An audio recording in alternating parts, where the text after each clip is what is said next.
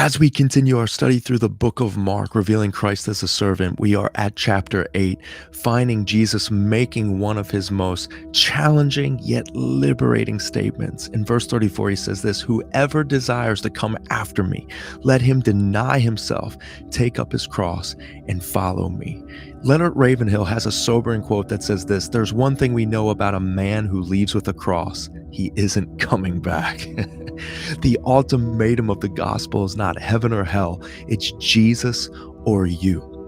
You can never love yourself as much as God loves you. And this is the precise reason God hates selfishness, because selfishness lowers the bar and standard of how valuable you are in God's eyes. It causes a corrupt standard that when you try to love yourself, it will never come close to how God feels about you and how God sees you. And I don't feel like we look at it this way, because if we would realize that when you deny yourself, you find the Christ who gave himself for you. It's when you deny yourself that God can reveal the liberating truth of how valuable you are to him. It's a Christ lifted up. A life laid down is a Christ lifted high. And we find that the scriptures, the passages that are most challenging to us, the scriptures that tell us to deny ourselves. In Philippians 2, it says in verse 2, "Let nothing be done with selfish ambition." That almost seems so far and so crazy in Western civilization, that to let nothing be done with selfish ambition. But I've noticed wherever the scriptures challenge me the most liberty is waiting for me on the other side of that challenge, because it's not a challenge.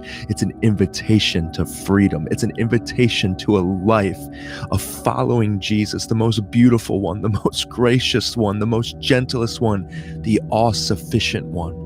Jesus came to this earth and humbled himself. We find in Philippians 2 as well. He humbled himself and came and died on a cross to reveal our value. And he's asking us to follow him in the way that he came, that the greatest joy is found in the denial of self in this world.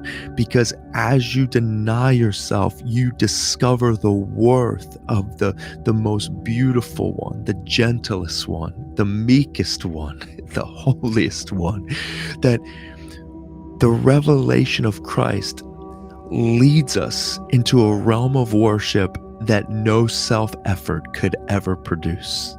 There is a chamber, a secret place waiting for us in the abasing of oneself.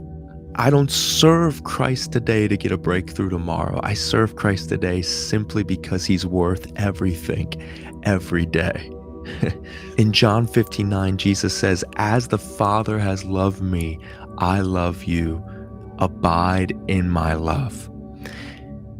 The enemy is always banking on you loving yourself more than you love God. If you love yourself more than you love God, your obedience will always be compromised by personal desire instead of kingdom desire.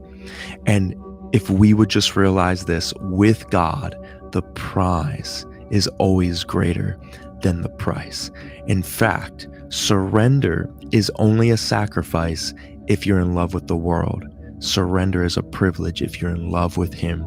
This is why self-denial is not a burden of sorrow, but it is actually an offering of eternal reward.